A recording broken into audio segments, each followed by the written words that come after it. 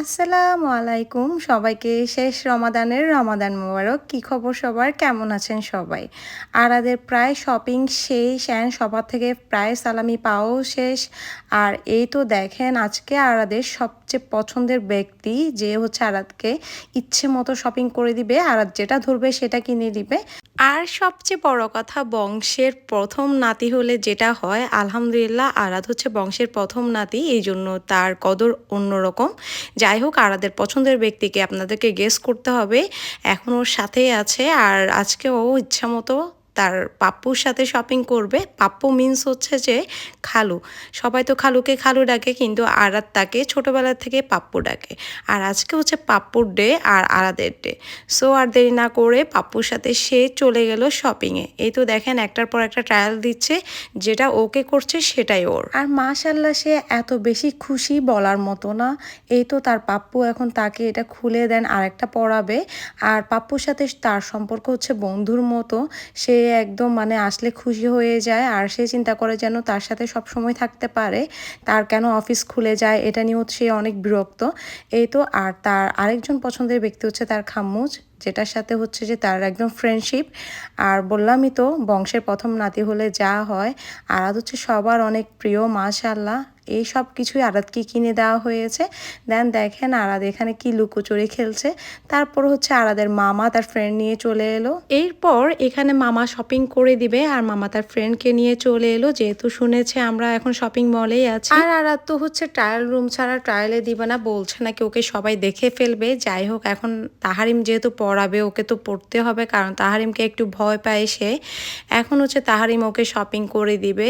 যেহেতু আরাদ একমাত্রই ভাগিনা, বলেছিলাম না বংশের প্রথম নাতি অ্যান্ড বংশের একমাত্র নাতি, এই জন্য ওর কদর অন্যরকম। যাই হোক এখন সে ট্রায়াল করবে। প্রত্যেকটা ড্রেস অনেক বেশি সুন্দর ছিল।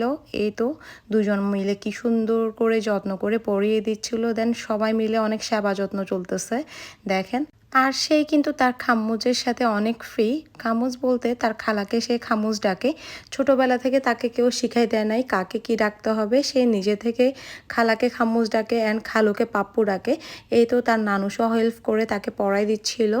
সবাই অনেক বেশি পছন্দ করেছে। এছাড়া আবার আজকে আমার আম্মু আর আমার ফুপি মিলে আরও 3টা ড্রেস কিনেছে। এছাড়াও এর আগেও দিয়েছিল। এখন তার খালার সাথে, মানে আপনাদেরকে খালা বলছি কারণ ও আপনারা তো বুঝবেন না অনেকে, এই জন্য খালা বলছি, ট্রায়াল রুমটা দেখতে গিয়েছে। দেন হচ্ছে এখানে আরও শপিং চলছে ওর। আর যতই ও ড্রেস কিনুক না কেন ওর মন কোনোভাবেই খুশি না, কারণ ওর মনের মধ্যে চলছে গাড়ি আর গাড়ি।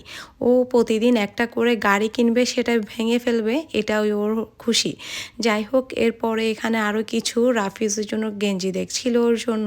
দেন দেখেন ও কী বলছিল, ও শপিং শেষ খালামণি আমাকে কোলে নাও।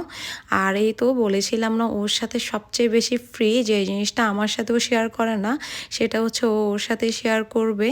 এই তো এখন কোলে নিয়ে বসে আছে দেখেন।